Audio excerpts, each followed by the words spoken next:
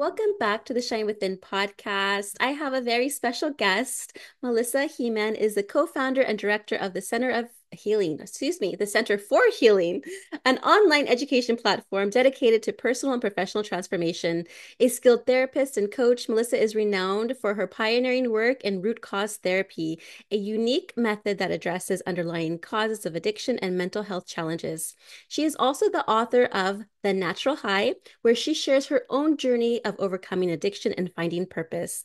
With a deep passion for mental health and alternative healing, Melissa has transformed countless lives by empowering practitioners, therapists, and coaches to build thriving, impactful practices.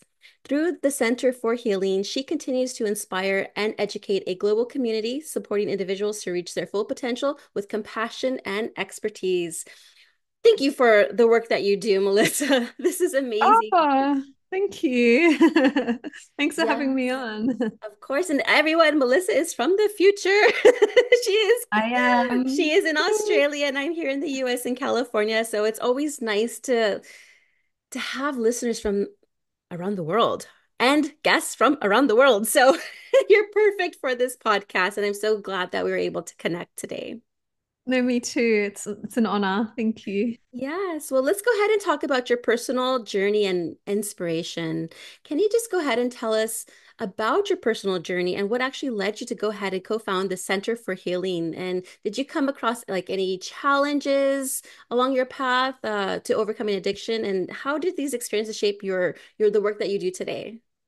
Yeah, sure. So I grew up kind of with quite a bit of trauma. My parents split up when I was 2.5, and they both got into quite narcissistic, abusive relationships. And I was the only child up until I was about 12 years old. So there was no emotional support in either home. I didn't feel safe. And then I was alone and bullied in primary school as well. I don't know what they call it primary school in the Mhm. States, but it's like, the first few years you go to school. And yeah, so there was no safe space for me, and I didn't know how to process my emotions. I didn't know how to handle anything. I just tried to get my dad's approval and look good on the outside in terms of my life. I did, because of the domestic violence and things that were happening at home. I think about 14 years old, I started abusing drugs and alcohol.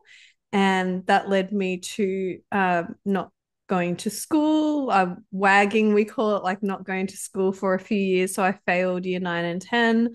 And then kind of my dad found out, and then I changed my friendship groups, and I tried to be better. I went and got a job, and I tried my best, but up until I was about 25 I was still using drugs, weed, alcohol, heroin, all different things to try and feel better. I didn't know how to feel better on my own. Like I just, you try something like that, you try alcohol or you try some kind of drugs and you momentarily feel better. And if we don't naturally know how to do that, we're going to go back to that. We all just want to feel good.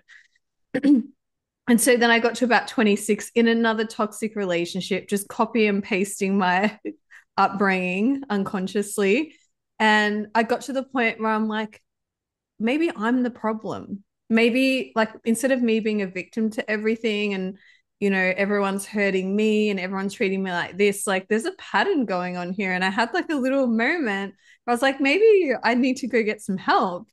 And that's when I reached out to a friend that I had met in the party years previously, who is now a coach. And I went and saw him, and that session completely awakened me. I became conscious of my subconscious. I realized all the patterns and that it wasn't my fault. But I had this empowerment all of a sudden that I could take control of my life and I can heal and I can feel good without using substances. So then I think it was a few weeks later, he was offering like training and coaching. And I'm like, yes, I'll do it because I had a sales job at the time. I wanted to learn NLP to help with my sales job. And halfway through that training, a lightning bolt hit me, like my soul, like it was electricity going through my body. Like, this is what you're meant to be doing. You're meant to be helping people get out of their own way. And once I cleared my fear of failure, of not being good enough, like I started my business straight away. I resigned from my job, and that was nearly 10 years ago. And I've been doing that ever since. it still took a little while for me to learn how to, for me, sorry, to release my addictions. And that took me down the rabbit hole of lectures and studying energetics and the energetics behind addictions. I was still smoking and drinking here and there. And this one day I did watch a lecture by Dr. Hawkins, and everything just clicked for me. The methods that I had learned about the subconscious, about how our childhood affects us, about our emotions, and about how alcohol or other drugs cover up our baggage and we momentarily feel good. Like it all just clicked for me. And the next day, an old friend came in who had been addicted to meth and GHB. We did one session and he stopped from that one session just by what I had learnt. And yeah, and then from there, we're like, let's start a center together. And he sent me his friends. They were all getting amazing results with their addictions. And that was the start of the Center for Healing. That is amazing. What a beautiful story. And kudos to you for helping others. Yes, I wish I would have known you back then. It would have helped me along the way because I relapsed so many times. And it's really because I didn't love myself and I had so many limiting beliefs. And I didn't know how to process all that trauma that I've had when I was little. I have my little Gina on my cell phone on the home lock screen, and I love her every day. I love her every day. And so inner child work is very important. So it's so important. Like I still do it every day too. Like I'll have a little trigger or I'm like, how am I treating myself? Am I looking after myself? How would I look after little 3-year-old me, you know? Yeah. It's so important. It's so we have to spiritually reparent ourselves often and be the ear for that part of ourselves that there was no one listening or no one there to protect them. We have to advocate and we have to yeah, treat ourselves on a different level than we were. It's just such a big journey, but it's so powerful, so worth it. It is. Now let's talk about root cause therapy. Everything's root cause. Seriously, you have to get Yeah, to the I root cause. know. Like, okay, I'll tell you a funny story. Just like yesterday or 2 days ago, I'm like, why am I having such bad back pain? I'm sure all my listeners always hear me complaining about my back. I do stretch, I do exercise, I do a lot of different therapies and modalities that heal my back. I'm like, but what is the root cause of my back pain, right? So to be honest, it's been from multiple car accidents and my reckless behavior. And I am working with someone to help me with that. It's something called body coding, and she's helping me Yep, yep. tremendously with that. And I appreciate what she's doing. She's like, you're L5, L4. I'm like, oh, I didn't know I had trapped emotions stuck in there that hasn't been Yes. Oh processed. yeah, that stuff is awesome. Yeah. Oh, you know So about it too. Oh, yeah, yeah. I cool. teach a little bit of it in our level 2 training because it's so powerful and it's something that you can do on children and animals too, which, you know, often children, especially animals, can't talk about the traumas that they had and how it's affecting them. So yeah. Yeah, it's Dr. Bradley Nelson's work. It's incredible. I love it. Yes, that's Yeah. exactly yes, that Dr. Bradley Nelson, that's correct. Yeah. But can you go ahead and explain what root cause therapy is and how it actually differs from traditional therapeutic methods? Yeah, sure. So root cause therapy was born out of when I learned NLP and something called timeline therapy. So Dr. Tad James, he's actually passed away now, but in the 80s he created timeline therapy, and that's was the start of my journey, was receiving and giving those sessions. But what I realized was that a lot of the NLP, a lot of the work, and that might even come in when you go to behavioral therapy and things like that. There's a lot of reframing. There's like, I'm really feeling like this about this. And it's like, well, why don't you just look at it this way? And yes, that can help a little bit and change in our perception, but it doesn't actually help us somatically release the trapped emotions in our body that could be the actual roots of where the behaviors and thoughts are coming from. It's kind of like trimming the tree, it's trimming the leaves, it's trimming the branches, but the behaviors grow back again. And that's what relapsing is. We haven't gone deep enough to like what is actually causing the behavior. We're just trimming the top and then it's regrowing, right? So root cause therapy is really about going, look, we can assume that you're getting triggered about this and that's why you drink because of this that happened in your childhood. Or we can actually go into your subconscious and ask your subconscious and go into regression and ask what is the root cause. And sometimes there's multiple root causes, and it can go to generational trauma, which is an absolute thing. Like there's actually studies being done on that. You can look at the cherry blossom study that was done on mice. Anyone that's interested in that, they basically sprayed mice with cherry blossom while electrocuting them, which is, I'm so sorry, it's horrible. I think they were just little zaps though. And then those mice then became pregnant and had babies, and all the scientists had to do was spray the cherry blossom scent, and the mice would react like they were getting electrocuted. Like traumas get passed down. So it could be generational, it could be past life, right? It could be in the womb. So from about 3 to 4 months old in the womb, we are already recording everything. We're aware of our mum's feelings, her thoughts, and also the environment that she's in. So we're already picking up those beliefs and picking up what our mum feels like. And then pre-verbal, so even ages like 0 to 2, we're already like so aware and picking up everything, and it does affect us for the rest of our lives if we didn't have proper attachment or protection or safety. And so yeah, root cause therapy is about working with the client, being the co-pilot to the client's healing, and working with the client's higher self, with their soul and with their subconscious and their body, and going, okay, where is the actual root cause? Because I might think, well, I got into abusive relationships because my mum was in an abusive relationship. But then when I did a root cause therapy healing, it went back like 2 generations.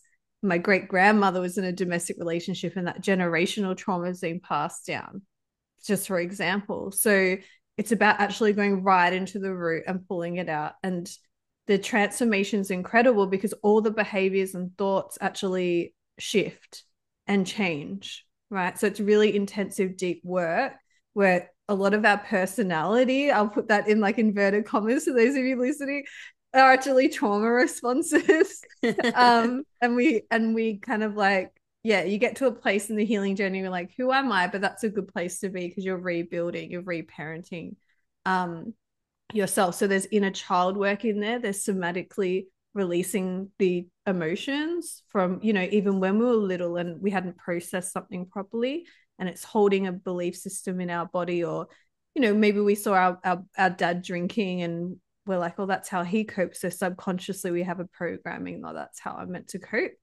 So that it's so individual to each person. There's no cookie cutter, like this is why you drink, it's the root cause therapy is about getting to the root, particularly for your own individual circumstances, and really shifting that. And so when we had the outpatient rehab, which was all alternative, we had crystals, we had like plants, we had a kinesiologist, like it was, and people, like we were so flat out all the time because people going through the mainstream system being told just a detox and off you go. It's like, but like, what about all the reasons, why you're actually getting triggered and why you're actually drinking? And so when you do the root cause therapy, what we noticed with people was they were releasing their old baggage, and their baseline of how they felt naturally got better. So then when they drunk, usually by the end of the program, when they drunk, it made them feel worse rather than better. Before it eased their anxiety, and then now it just made their vibration go down, and they're like, I don't want to drink anymore. So we never told people to stop. We just started doing all the healing work, and they naturally would stop. It's so true. Yes. I remember in my rehab facility, I loved it because I had amazing connections with people there and the counselors were great. But they were giving me medications there. Yes, we had circle groups, we had extensive talk therapy and everything. But 30 days after I left, or not 30 days after, as soon as I left, it was a 30-day program. As soon as I left, I went to a casino and started drinking again, thinking, Yeah. I have it, I got this, I got this. But yes, they didn't talk about root cause anything. No, and It's it's because our bodies are so much more powerful than our minds. So if they just use your willpower, it's like, but that's only 10% of the power in your whole body. So if your body has a very strong program of like, oh my God, like I don't know how to feel this emotion, or I have to face reality, or someone's hurt me. If your neurological pathways are like, here's a solution, it's your body will take over and just do it. And you're like, literally, like, I don't know why I'm doing this. I'm just like walking to the bar, like, like it really takes over. So we've got to work with that part, with that 90% part, which is the soma, which is the body, which is those neurological pathways. Right. 100%. Now, you've mentioned trauma-informed manifesting. Now, how do you actually view the law of attraction through the lens of trauma? Yeah, so I had my own, it was like such a journey. It's been like for that course was like a 20-year journey because, like a lot of us, we watched The Secret, in our early 20s or read it or Yeah. heard about it, and I was like, awesome. And I bought a house when I was 21. I had a sports car, like everything looked good on the outside, and I was like being really positive and manifesting. But what they didn't teach you with The Secret is that being positive all the time is not good. We actually need our negative emotions. And my relationships are all falling apart around me because I wasn't being real. I wasn't having, healthy conflict. I wasn't working things out with people. I was just trying to be overly positive and ignore everyone, just trying to be positive. And I ruined my life that way in terms of my relationships, and I lost everything. And so I threw The Secret in the bin. I was like, this is like, nah. And I just ignored it. And then obviously when I got into like the healing work, I was so into that, and I healed a few things and I was able to manifest a few things, but I was still hitting walls like in my business, in my relationships and things like that. I was like, okay, so manifesting alone isn't great. Healing alone is good, but you also need to like, we're cleaning the slate. How do we create our future? What is the most aligned future? And so with our business, we kept hitting plateaus. Like we went from the clinic, a physical clinic, to then moving online just before COVID. Thank you for my intuition for leading me onto that. That was like so perfect. But we're making the same amount somehow. And I said to my partner, I'm like, how are we making the same amount? It doesn't make sense. We don't have overheads, we don't have staff. Like, and so then I connected with a manifestation coach, and she did some work with me around that, and light bulbs went off. I'm like, this is what's missing from like trauma healing therapy. This is what's missing from manifestation. And I put it together, and within 2 weeks we doubled our income. um and so I just put it all together with everything that I've learned, so it's like we can heal the past that people want to know now that I've released my limiting beliefs and I believe in myself and I love myself. How do I create an amazing future? Like, how do I connect with that? Um, so trauma informed manifesting is really going, are the goals that we're creating coming from our ego or in our trauma? Like, are we wanting to create because we don't feel good enough? Are we wanting to have a certain house because we feel like we're still trying to get validation from our dad? Or is it in alignment with our highest path? So we take people with their soul to meet their future self, to see what is their highest path. And then we somatically work through the body and the trauma to release any blockages from taking action, um, on those incredible goals. And it's, yeah, more of like a future focused coaching, but it's realizing that you can't just be like, just do it, just take action. It's like people have trauma and people have resistance and procrastination. And it's being really compassionate about that and helping them work through that. Yes. Oh, do you remind me of The Secret? And you reminded me of when I was in massage school in 20, no, 2005 or 2006. We watched that video, and then I was like, I'm going to get straight A's, 100% attendance. I'm going to do this. I'm writing it all down. Da, da, da. And I did, and it came true. And then I had that vision board. And this is when I was with my ex-husband at the time. And this is in 2013, 2012. I said, I'm going to get this car. I'm going to have this, do this, do this, do this. Everything manifested, but I didn't manifest into my higher self. I got all the things, but I was still No, stuck in you my get all addiction you get all the cycle. things and you're like, why do I still feel like empty? Like what Right. is happening? Why did I like stay in bed for like 2 days and not want to get out and drink a bottle of wine inside bed? You know what I mean? It's like, oh, so yes. Thank you so much for actually sharing that. Now, you're a mom. I'm a mom as well. Talking about conscious parenting and trauma awareness. From a trauma therapist perspective, what are some conscious parenting strategies that you believe can support children's mental health and well-being?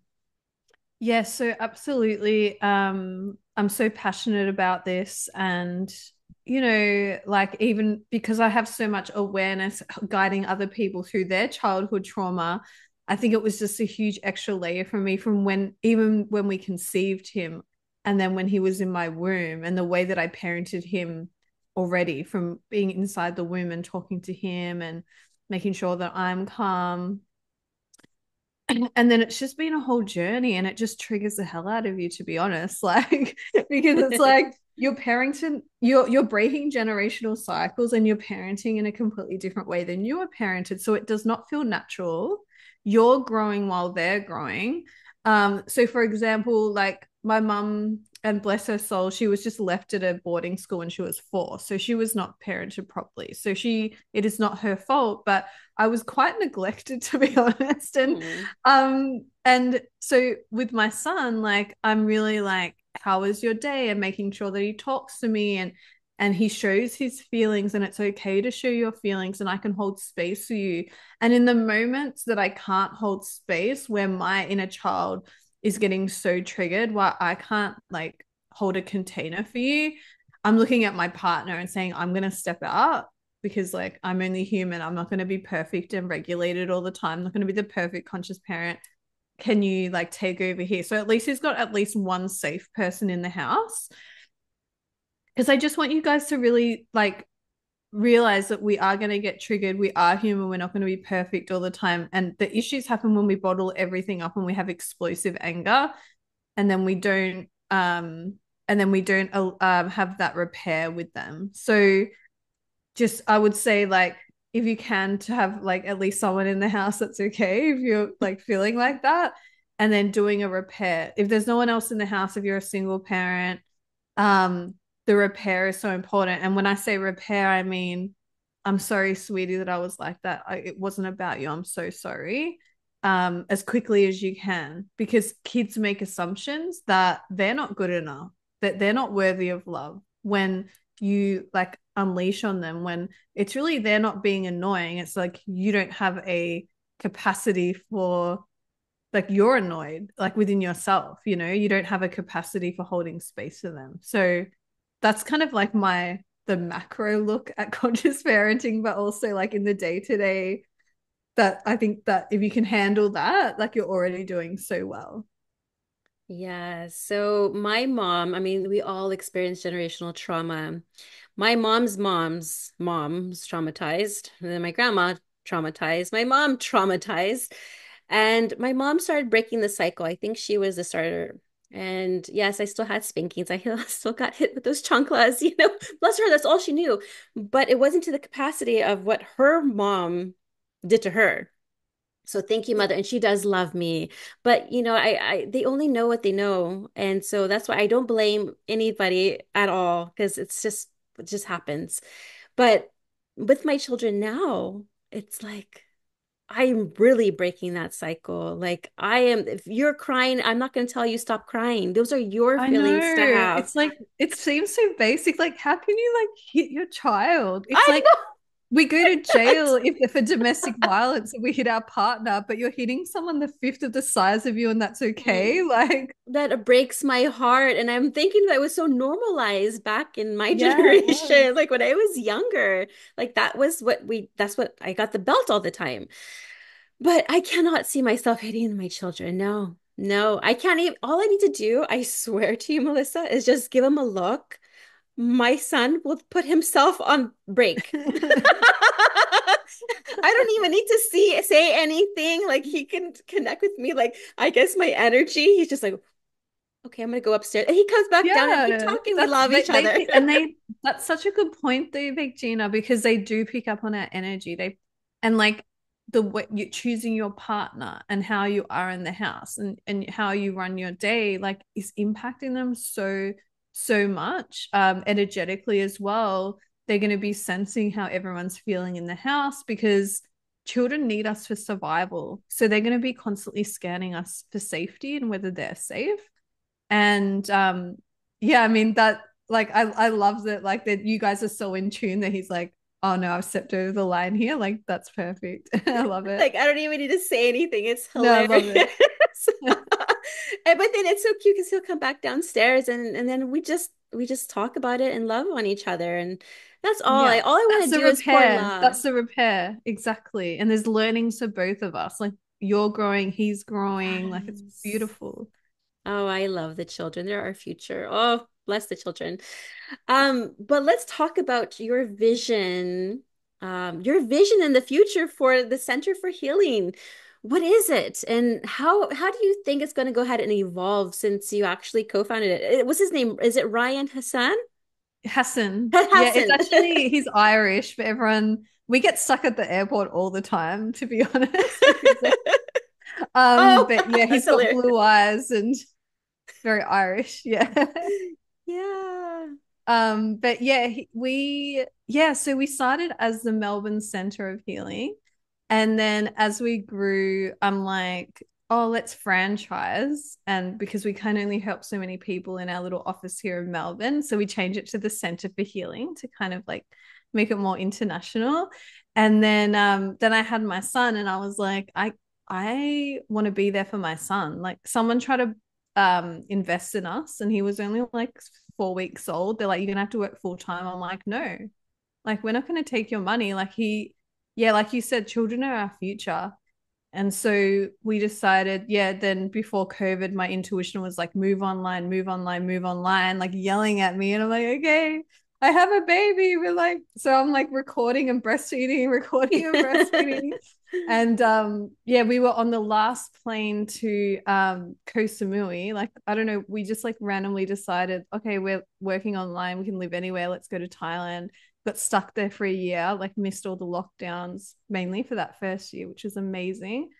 And so with the online courses, we got thousands of students. We got three main practitioner trainings. We got embodied processing, root cause therapy, and trauma informed manifestation coaching. But we have smaller trainings. So one of them is trauma informed certificate for coaches, which we actually decided to make free. Well, I decided to make it free, and then Matt, who's our other trainer, Ryan and Matt, I'm like, sorry, I know you guys did a lot of work, but I feel like we need to make this free. We need to give back. And I want to make a positive dent on the world. And I think everyone should be trauma informed, particularly coaches and people that are in, teachers and parents. And so I haven't checked last. I think about 90,000 people have taken that course Oh, from wow. around the world. And it's even a resource at universities now. And yeah, it's just blown my mind. So when you say like what does the future look like? I don't know. Like I just we just started taking on other people's courses. We started selling like getting new teachers on board. We just released a course called Trauma Informed Meditation. Um yeah, so everything is all about like being trauma informed from obviously, but we've been like that from the start. We're like we have to heal the trauma. Like you have to go into the heavy stuff, if you really want transformation and change. Um, my big picture has always been to build a pyramid, like make a healing university, because our logo is a pyramid. And that's what I downloaded when we first wanted to start the company. I was like at a park and I just drew this like building. And we actually had a conference last year at the pyramid. No, it was only 2 months ago at the Pyramids of Chi in Bali. So I wanted it to be like in pyramids. So that's always like my big goal. I don't know where we're going to build that in the world, and I don't know if it's energetic or a real building. So but yeah, other than that, I just feel like we're just going to keep going for the next 15, 20 years, just doing what we love and teaching and guiding people, and just making a positive ripple effect around the world. I love that. And thank you for your service to the world. That's awesome. I love serving others. It's like one of my joys in life. Actually, the joy in life is service to others. Um, Now, for our listeners who want to go ahead and either connect with you or check out your courses, how can they go ahead and do that? Yeah, so you can go to at the Center for Healing on Instagram is our handle. Just so you know, it's the English Australian version of Center. So it's CENTRE, not ER, but I'm sure you put it in the show notes. And the centerforhealing.com is our website, and you'll find all of our courses there. We're also on TikTok and YouTube. So I'm sure if you look us up, you'll find us, you'll see our little pyramid logo. Actually, I did see that. It looks really cute. I love it. Now, Yeah. last question. For anyone who is actually struggling with trauma, addiction, or just even finding their purpose, what words of encouragement would you go ahead and share to them?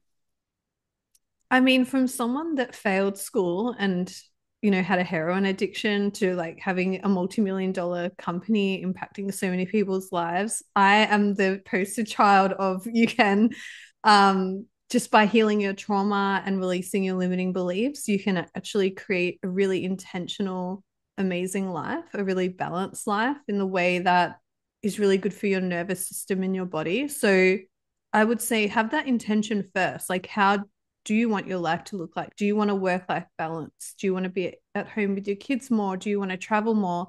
And then reverse engineer that and take action in terms of like, yeah, doing the healing work or even personal development, inner child work. Start with the free stuff if you need to. Do some EFT tapping, hire someone like Gina eventually when you can. And every little thing that you do will accumulate, and then all of a sudden you look at your life and you'll be like, oh my god, I did it. So don't give up and just keep reconnecting with your why and your intention for how you want to live. It doesn't have to be a huge purpose and a why, it's just how you want to live is important. I love it. Well, thank you so much, Melissa, for being on my show today. I've enjoyed our conversation, and I will definitely have everything in the show notes so our listeners can go ahead and take advantage of all the goodies you're offering. Thank you so much. Thank you for having me on. Of course.